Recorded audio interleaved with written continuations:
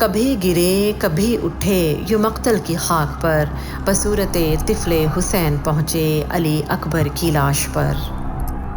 عباس رضی اللہ تعالیٰ عنہ کی اطلاع کے بعد حضرت حسین رضی اللہ تعالیٰ عنہ نے فرمایا کہ ان سے کہو کہ آج کی رات قتال یعنی لڑائی ملتوی کر دو، تاکہ میں آج کی رات وصیت، نماز، دعا اور استغفار کر سکوں۔ پھر اہل بیت اور اصحاب کو جمع کر کے خطبہ فرمایا، میں اللہ کا شکر ادا کرتا ہوں راحت میں بھی اور مصیبت میں بھی۔ یا اللہ، میں آپ کا شکر ادا کرتا ہوں کہ آپ نے ہمیں شرافت نبوت سے نوازا اور ہمیں کان اور آنکھ دیے اور دل دیے جن سے ہم آپ کی آیات کو سمجھیں، اور ہمیں آپ نے قرآن سکھایا اور دین کی سمجھ عطا فرمائی۔ ہمیں آپ اپنے شکر گزار بندوں میں داخل فرما لیجئے۔ پھر فرمایا، میرے علم میں آج کسی شخص کے ساتھی ایسے وفاشار نیکوکار نہیں ہیں جیسے میرے ساتھی، اور نہ ہی کسی کے اہل بیت میرے اہل بیت سے زیادہ ثابت قدم نظر آتے ہیں۔ آپ لوگوں کو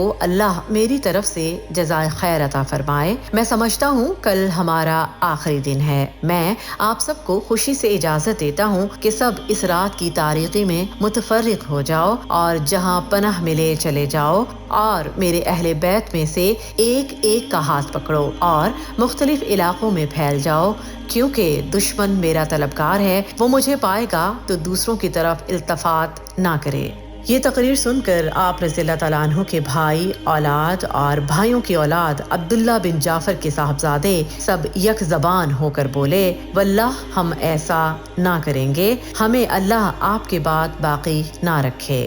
آپ کی بہن حضرت زینب رضی اللہ تعالیٰ عنہ بے قرار ہو کر رونے لگیں۔ آپ رضی اللہ تعالیٰ عنہ نے ان کو نصیحت فرمائی اور نصیحت فرما کر باہر آ گئے اور اپنے اصحاب کو جمع کر کے تمام شب تہجد، دعا اور استغفار پہ مشغول رہے۔ یہ عاشورہ کی رات تھی اور صبح کو یوم عاشورہ بروز جمعہ تھا۔ صبح کی نماز سے فارغ ہوتے ہی عمر بن سعد لشکر کے سامنے آ گیا۔ حضرت حسین رضی اللہ تعالیٰ عنہ کے ساتھ کل 72 اصحاب تھے، 32 سوار اور 40 پیادہ یعنی پیدل تھے۔ آپ رضی اللہ تعالیٰ عنہ نے بھی مقابلے کے لیے اپنے اصحاب کی صف بندی فرمائی۔ عمر بن سعد نے اپنے لشکر کو 4 حصوں پر تقسیم کر کے ہر ایک حصے کا ایک امیر بنایا۔ ان میں سے ایک حصہ حر بن یزید کا تھا جو حضرت حسین رضی اللہ تعالیٰ عنہ کے ساتھ چل رہا تھا، اور اپنی سابقہ کارروائیوں پر نادم ہو کر گھوڑا دوڑا کر حضرت حسین رضی اللہ تعالیٰ عنہ کے لشکر میں آ ملے اور عرض کیا، یہ میری ابتدائی غفلت کا نتیجہ ہے، واللہ مجھے یہ اندازہ نہ تھا کہ یہ لوگ آپ کے خلاف اس حد تک جائیں گے۔ میں اب تائب ہو کر آیا ہوں، اس لیے اب میری سزا اور توبہ یہی ہے کہ میں بھی آپ کے ساتھ قتال یعنی لڑائی کرتے ہوئے اپنی جان دے دوں۔ حضرت حسین رضی اللہ تعالیٰ عنہ گھوڑے پر سوار ہوئے اور آگے بڑھ کر با آواز بلند فرمایا، میری بات سنو، جلدی نہ کرو تاکہ میں حق نصیحت ادا کروں، اور جو میرے ذمہ ہے تاکہ میں تمہیں اپنے یہاں آنے کی وجہ بتلا دوں۔ پھر اگر تم میرا عذر قبول کرو اور میری بات کو سچا جانو اور میرے ساتھ انصاف کرو، اس میں تمہاری فلاح اور سعادت ہے، اور پھر تمہارے لیے میرے قتال کا کوئی راستہ نہیں۔ اور اگر تم میرا عذر قبول نہ کرو تو تم سب مل کر مقرر کرو اپنا کام اور جمع کر لو اپنے شریکوں کو، پھر نہ رہے تم کو اپنے کام میں شبہ، پھر کر گزرو میرے ساتھ اور مجھ کو مہلت نہ دو۔ حضرت حسین رضی اللہ تعالیٰ عنہ کے یہ الفاظ بہنوں اور عورتوں کے کانوں میں پڑے تو ضبط نہ کر سکیں اور رونے کی آوازیں بلند ہو گئیں۔ امام حسین رضی اللہ تعالیٰ عنہ نے جب عورتوں کو خاموش کروا دیا تو دشمن کی فوج کو مخاطب کر کے درد انگیز خطبہ دیا، اے لوگو، تم میرا نسب دیکھو، میں کون ہوں، پھر اپنے دلوں میں غور کرو، کیا تمہارے لیے جائز ہے کہ تم مجھے قتل کرو اور میری عزت پر ہاتھ ڈالو؟ کیا میں تمہارے نبی کی صاحبزادی کا بیٹا نہیں ہوں؟ کیا میں اس باپ کا بیٹا نہیں ہوں جو رسول اللہ صلی اللہ علیہ وآلہ وسلم کا چچا زاد بھائی تھا؟ کیا سید الشہداء حمزہ میرے باپ کے چچا نہیں تھے؟ کیا تمہیں یہ حدیث مشہور نہیں پہنچی کہ رسول اللہ صلی اللہ علیہ وآلہ وسلم نے مجھے اور میرے بھائی حسن کو سید شباب اہل جنت اور قرۃ عین اہل السنت فرمایا؟ اگر تم میری بات کی تصدیق کرتے ہو، اور واللہ میری بات بالکل حق ہے، میں نے عمر بھر کبھی جھوٹ نہیں بولا جب سے مجھے معلوم ہوا کہ اس سے اللہ ناراض ہوتا ہے، اور اگر تمہیں میری بات کا یقین نہیں تو تمہارے اندر ایسے لوگ موجود ہیں جن سے اس کی تصدیق ہو سکتی ہے۔ پوچھو جابر بن عبداللہ سے، دریافت کرو ابو سعید یا سہل بن سعد سے، معلوم کرو زید بن ارقم یا انس سے، وہ تمہیں بتلائیں گے کہ یہ بات انہوں نے رسول اللہ صلی اللہ علیہ وآلہ وسلم سے سنی۔ کیا یہ چیزیں تمہارے لیے میرا خون بہانے سے روکنے کو کافی نہیں؟ مجھے بتلاؤ کہ میں نے کسی کو قتل کیا ہے جس کی قصاص میں مجھے قتل کر رہے ہو، یا کسی کا مال لوٹا، یا کسی کو زخم لگایا ہے۔ اس کے بعد حضرت حسین رضی اللہ تعالیٰ عنہ نے روسا کوفہ کا نام لے کر پکارا، اے شیس بن ربعی، اے حجاز بن ابہر، اے قیس بن اشس، اے زید بن حارث، کیا تم لوگوں نے مجھے بلانے کے لیے خطوط نہیں لکھے؟ پھر حضرت حسین رضی اللہ تعالیٰ عنہ نے فرمایا کہ میرے پاس تمہارے خطوط موجود ہیں۔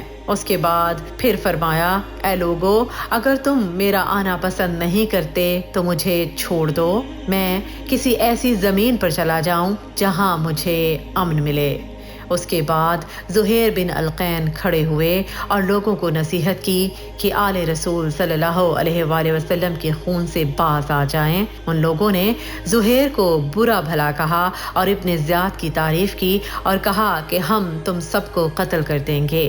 جب گفتگو طویل ہونے لگی تو شمر نے پہلا تیر زہیر پر چلا دیا۔ پھر حر بن یزید آگے بڑھے، انہوں نے لوگوں کو خطاب کیا اور اسی دوران حر بن یزید پر بھی تیر پھینکے گئے۔ وہ واپس آ گئے اور حضرت حسین رضی اللہ تعالیٰ عنہ کے آگے کھڑے ہو گئے۔ اس کے بعد تیر اندازی کا سلسلہ شروع ہو گیا۔ پھر گھمسان کی جنگ شروع ہوئی۔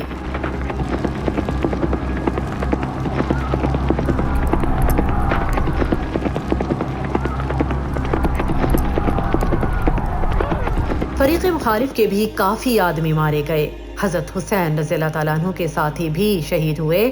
حر بن یزید نے حضرت حسین رضی اللہ تعالیٰ عنہ کے ساتھ مل کر شدید قتال کیا۔ مسلم بن اوسجع رضی اللہ تعالیٰ عنہ زخمی ہو کر گر گئے۔ حبیب بن مطھر ان کے پاس آئے اور بولے کہ جنت کی خوشخبری ہے، تمہارے پیچھے میں بھی شہید ہونے والا ہوں۔ اس کے بعد شقی و بدبخت شمر نے چاروں طرف سے حضرت حسین رضی اللہ تعالیٰ عنہ اور ان کے ساتھیوں پر حلہ بول دیا۔ ان سب نے بڑی بہادری کے ساتھ مقابلہ کیا۔ کوفہ کے لشکر پر جس طرف حملہ کرتے تھے میدان صاف ہو جاتا تھا۔ عروہ بن قیس نے یہ حالت دیکھی تو عمر بن سعید سے مزید لشکر طلب کیا۔ عمر بن سعد نے جو تازہ دستہ بھیجا اس میں 500 سپاہی تھے جو میدان میں ڈٹ گئے۔ حضرت حسین رضی اللہ تعالیٰ عنہ کے ساتھ مل کر تمام اصحاب نے نہایت بہادری کے ساتھ مقابلہ کیا اور گھوڑے چھوڑ کر میدان میں آ گئے۔ اس وقت بھی حر بن یزید نے سخت قتال کیا۔ اب دشمن نے خیموں میں آگ لگانا شروع کی۔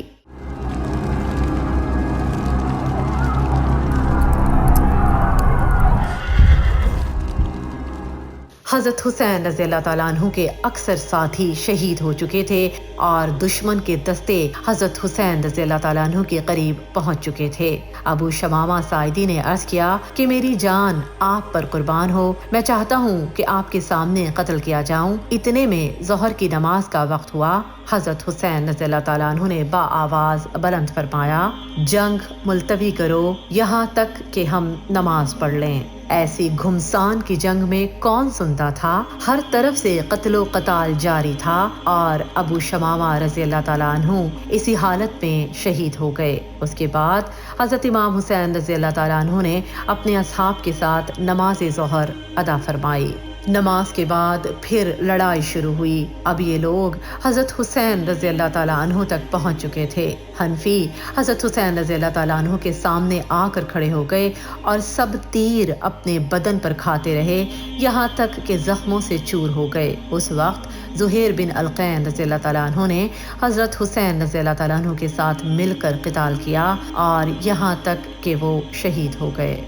اب حضرت حسین رضی اللہ تعالیٰ عنہ کے ساتھ سوائے چند ساتھیوں کے کوئی نہ رہا، اور یہ ساتھی بھی دیکھ رہے تھے کہ نہ وہ خود کو بچا سکتے ہیں اور نہ ہی حضرت حسین رضی اللہ تعالیٰ عنہ کو، اور ان میں سے ہر شخص کی یہی خواہش تھی کہ میں حضرت حسین رضی اللہ تعالیٰ عنہ سے پہلے شہید ہو جاؤں، اس لیے ہر شخص نہایت شدت اور شجاعت کے ساتھ مقابلہ کر رہا تھا۔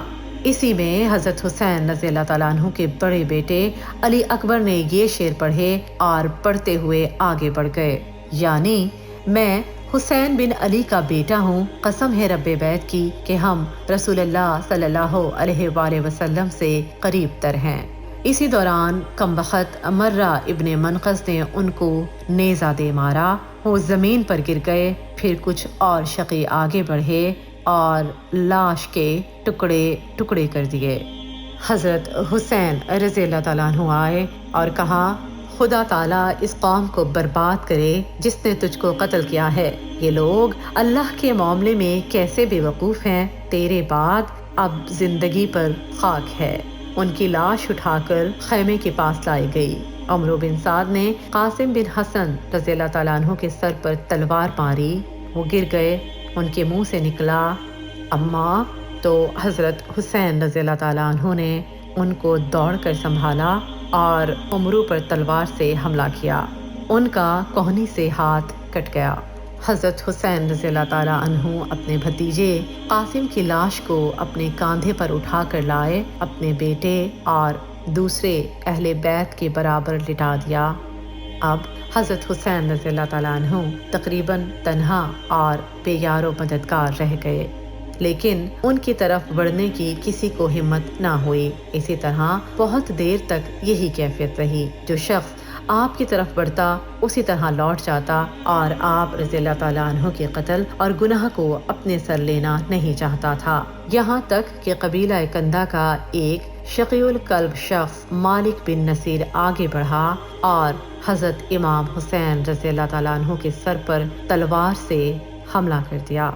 آپ رضی اللہ تعالیٰ عنہ شدید زخمی ہو گئے اور اپنے چھوٹے صاحبزادے عبداللہ رضی اللہ تعالیٰ عنہ کو بلایا اور اپنی گود میں بٹھا لیا۔ بنی اسد کے ایک بد نصیب نے ان کو بھی تیر مار کر شہید کر دیا۔ حضرت حسین رضی اللہ تعالیٰ عنہ نے اس معصوم بچے کا خون زمین پر بکھیر دیا اور دعا فرمائی، یا اللہ تو ہی ان ظالموں سے ہمارا انتقام لے۔ اس وقت حضرت حسین رضی اللہ تعالیٰ عنہ کی پیاس حد کو پہنچ چکی تھی۔ آپ رضی اللہ تعالیٰ عنہ پانی پینے کے لیے دریائے فرات کے قریب تشریف لے گئے۔ ظالم حسین بن نمیر نے آپ رضی اللہ تعالیٰ عنہ کے منہ پر نشانہ کر کے تیر پھینکا، جو آپ کو لگا اور دہن مبارک سے خون جاری ہو گیا۔ شہید کربلا سیریز کا 5واں اور اسپیشل ایپیسوڈ یوم عاشوراء 10 محرم ہمارے یوٹیوب چینل پر نشر کیا جائے گا۔ اگر آپ کو ہماری ویڈیو اچھی لگی تو لائک کریں اور اپنے دوستوں کے ساتھ شیئر کریں تاکہ ہم ایسی ویڈیوز آگے بھی بناتے رہیں۔ ایسی مزید ویڈیوز دیکھنے کے لیے ہمارا چینل سبسکرائب کریں، بیل آئیکن کو لازمی پریس کریں۔ شکریہ۔